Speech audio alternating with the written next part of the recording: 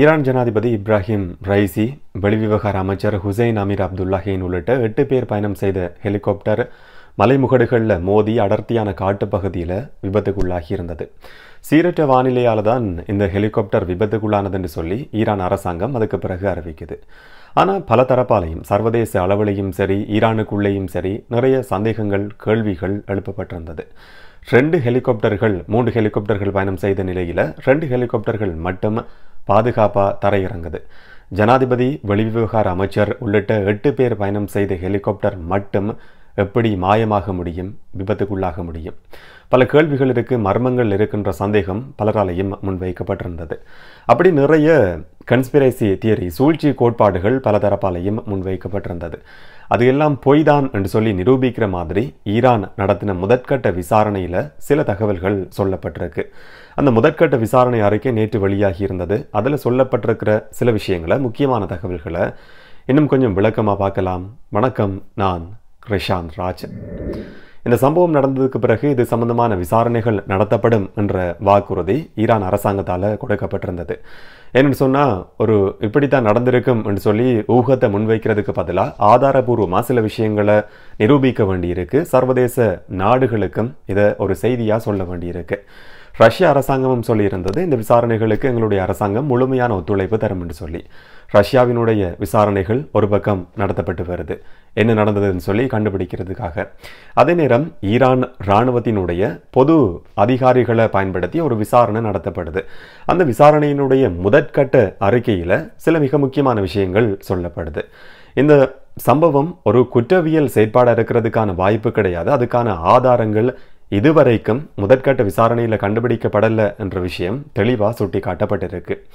அதே நேரம் ஒரு உயர்வான பிரதேசத்தில் எங்கேயோ ஒரு இடத்துல மோதினதுக்கு பிறகு இந்த ஹெலிகாப்டர் தீப்பற்றி இருக்கு. அதுக்கு பிறகுதான் இந்த சம்பவம் நடந்திருக்கின்ற விஷயம் 2வது காரணமாக சொல்லப்பட்டிருக்கு. அந்த ஹெலிகாப்டர் விபத்துக்குள்ளாகி அதனுடைய சில பாகங்களும் சிதைவுகளும் அந்த காட்டு பிரதேசத்திலிருந்து அடுத்த நாள் திங்கட்கிழமை அதிகாலையில் கண்டுபிடிக்கப்படுது. அப்படி கண்டுபிடிக்கப்பட்ட அந்த சிதைவுகள்லையோ மீட்கப்பட்ட எஞ்சிய பாகங்கள்லையோ எந்த விதமான புல்லட் பாஞ்சதுக்கான, ஒரு துப்பாக்கி சூடு நடத்தப்பட்டதுக்கான ஓட்டைகள், துளைகள் காணப்படலை என்ற விஷயமும் ஆதாரபூர்வமாக நிரூபிக்கப்பட்டிருக்கு. அப்போ துப்பாக்கி சூடு நடத்தப்பட்டதுன்னு சொல்லி முன்வைக்கப்படுற அந்த கன்ஸ்பிரசி தியரி பொய்யானது என்ற முடிவுக்கு இதன் மூலமாக வர முடியும். அடுத்த சொல்லப்பட்டிருக்கிற விஷயம் என்னன்னு சொன்னால், ஏற்கனவே திட்டமிடப்பட்ட ஒரு பயண பாதையில் தான் இந்த ஹெலிகாப்டர் பயணம் செய்ததுன்ற விஷயம். ஆரம்பத்தில் முதல்ல சொல்லப்பட்டிருந்தது, வேறு திசையில் இந்த ஹெலிகாப்டர் பயணம் செஞ்சிருக்க முடியும், வானிலை முன்னறிவித்தலை பார்க்காம எப்படி ஒரு ஜனாதிபதியையும் வெளிவிவகார அமைச்சரையும் பாதுகாப்பு தரப்பு கூட்டி போயிருக்கும் என்ற நிறைய கேள்விகள் எல்லாமே முன்வைக்கப்பட்டிருந்தது. ஆனால் இந்த முதற்கட்ட விசாரணை அறிக்கையில் தெளிவாக சொல்லப்பட்டிருக்கிற விஷயம், அந்த ஹெலிகாப்டர் விபத்துக்குள்ளாகும் வரைக்கும் இடையில எந்த ஒரு இடத்துலையும் திசை மாறி பயணம் செய்யவே இல்லை. ஏற்கனவே திட்டமிடப்பட்ட திசையில தான் இந்த ஹெலிகாப்டர் பயணம் செஞ்சிருக்கு விபத்துக்குள்ளாகும் வரைக்கும் என்ற விஷயமும் ஆதாரபூர்வமாக நிரூபிக்கப்பட்டிருக்கு.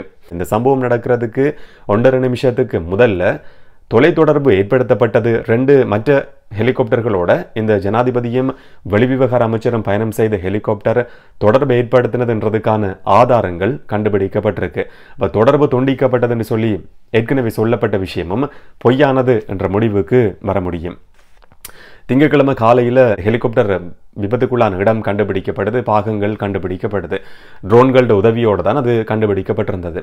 அதில் முதலாவது சொல்லப்பட்ட காரணம் என்னன்னு சொன்னால், சீரற்ற வானிலை காரணமாக இருக்கும். அதிகமான பனிமூட்டம் நிலவி இருந்தது, குளிரான வானிலை நிலவி இருந்தது, டெம்பரேச்சர் குறைவாக இருந்தது என்ற விஷயங்கள் எல்லாம் சொல்லப்பட்டிருந்தது. அதாவது சீரற்ற வானிலை தான் இந்த விபத்துக்கான காரணம் என்று சொல்லி 100% நம்புற மாதிரியான தகவல்கள் சொல்லப்பட்டிருந்தது. ஆனால் அந்த காரணம் கூட இதில் உறுதிப்படுத்தப்படாமல் இருக்கிறது தான் மிக முக்கியமான விஷயம். இப்போ முதற்கட்ட விசாரணை அறிக்கை இன்றைக்கு வெளியாகி இருக்கு ஊடகங்களில்.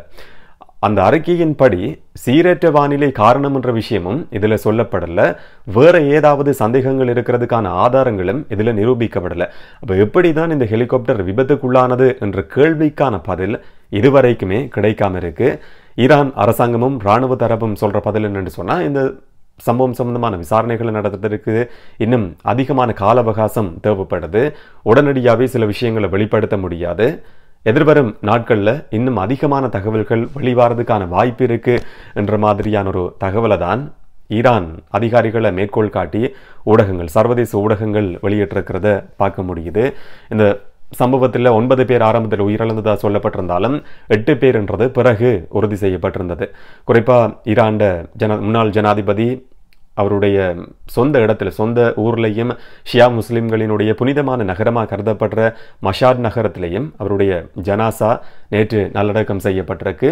பல நகரங்களில், முக்கியமான நகரங்களில் இறுதி அஞ்சலி செலுத்துறதுக்காக பல்லாயிரக்கணக்கான மக்கள் கூடியிருந்த காட்சிகளும் ஊடகங்களில் வெளியாகி இருந்தது.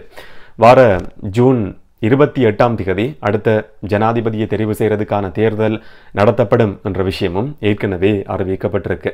இந்த முதற்கட்ட விசாரணை அறிக்கையின்படி ஏற்கனவே சொல்லப்பட்ட அந்த சூழ்ச்சி கோட்பாடுகள், சதி கோட்பாடுகள், இல்லாட்டி கன்ஸ்பிரசி தியரி, ஒரு ஜனாதிபதி இல்லாட்டி ஒரு நாட்டினுடைய முக்கியமான தலைவர் உயிரிழக்கிற நேரத்தில் இந்த மாதிரியான சூழ்ச்சி கோட்பாடுகள் முன்வைக்கப்படுறது வழமையானது. இப்போ முதற்கட்ட விசாரணை அறிக்கையின்படி இது எல்லாமே பொய்யானது என்ற முடிவுக்கு இப்போதைக்கு வர முடியும். ஏன்னு சொன்னால் சில சதி கோட்பாடுகள் நகைப்புக்குரியதாகவே இருந்தது. அதை நிரூபிக்கிறதுக்கான ஆதாரங்களும் கிடையாது, பொதுவாகவே நம்பக்கூடிய மாதிரியும் இல்லை. அதில் முதலாவது விஷயமா சொல்லப்பட்டது என்னன்னு சொன்னால், ஈரான் அதிஉயர் தலைவர், சுப்ரீம் லீடர் என்ற பதவி இப்போ கடைசியாக ஜனாதிபதியாக இருந்த இப்ராஹிம் ரைசிக்கு தான் கிடைக்கும் என்று சொல்லப்பட்டிருந்தது. அயத்துல்லா அல் கமினிக்கு பிறகு அந்த பதவி அவருக்கு தானாகவே கிடைக்கும் என்று சொல்லி பலராலையும் சொல்லப்பட்டிருந்தது.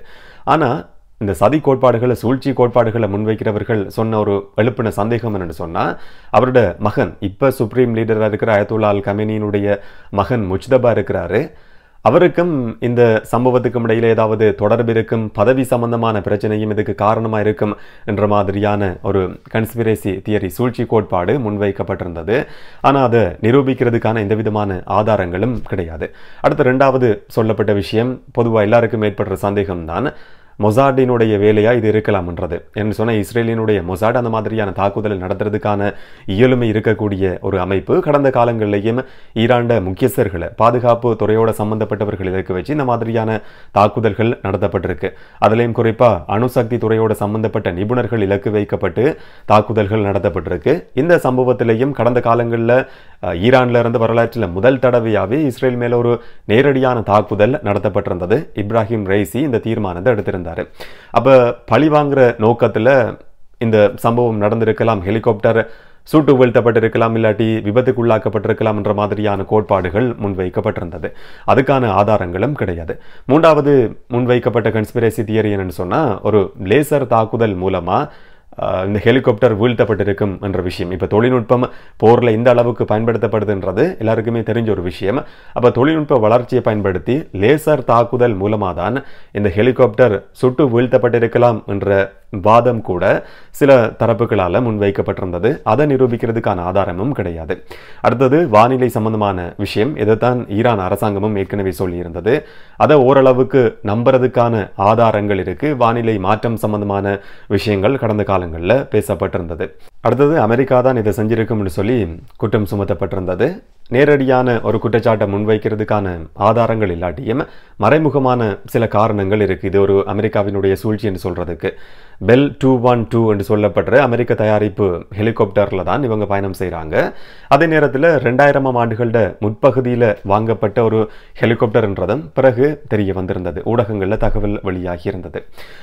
அமெரிக்கா உள்ளிட்ட மேற்குலக நாடுகள் ஈரான் மேல விதிச்சிருக்கிற கடுமையான தடைகள் காரணமா இந்த ஹெலிகாப்டர்களுக்கு தேவையான உதிரி பாகங்களை வாங்குறதுக்கோ வேற புது ஹெலிகாப்டர்களை வாங்குறதுக்கோ முடியாத ஒரு நிலைமை ஈரானுக்கு ஏற்பட்டிருக்கு. இதுவும் ஒரு வகையில இந்த விபத்துக்கான காரணம் என்றது சொல்லப்பட்டிருந்தது. இந்த மாதிரியான நிறைய சூழ்ச்சி கோட்பாடுகள் முன்வைக்கப்பட்டிருந்தாலும் கூட இதுவரைக்கும் இதை நிரூபிக்கிறதுக்கான எந்த விதமான ஆதாரங்களும் கிடையாது. அதே நேரம் ஈரான் அரசாங்கம் முதன்முறையா அறிவிச்ச ஆதாரபூர்வமான விஷயம் என்று சொல்லப்பட்ட வானிலை மாற்றம்தான் இந்த ஹெலிகாப்டர் விபத்துக்கான காரணம்ன்றது கூட ஈரான் பாதுகாப்புத்துறை நடத்தின விசாரணையிலையும் சொல்லப்படாதது தான் மிக முக்கியமாக கவனிக்கப்பட வேண்டிய ஒரு விஷயம். ஆனால் அடுத்த கட்ட விசாரணைகளை நடத்துறதுக்கும் மேலதிக தகவல்களை சொல்றதுக்கும் இன்னும் கால அவகாசம் தேவைன்ற விஷயமும் இந்த விசாரணையை நடத்தின விசாரணை குழுவால் சொல்லப்பட்டிருக்கு. என்ன கண்டுபிடிக்கப்படுதுன்றதை பொறுத்திருந்து பார்க்கலாம். இதுவரைக்கும் வெளியான தகவல்களின் அடிப்படையில் அந்த சூழ்ச்சி கோட்பாடுகள் எல்லாமே பொய்யானது என்றது நிரூபிக்கப்பட்டிருக்கு. இது இப்போதைக்கு ஒரு விபத்து மட்டும்தான். இதை பற்றி நீங்கள் என்ன நினைக்கிறீங்கன்றதை கமெண்ட்ல பதிவு செய்யுங்க. இன்னும் ஒரு காணொளியிலே இன்னும் ஒரு தகவலோட சந்திக்கலாம். வணக்கம்.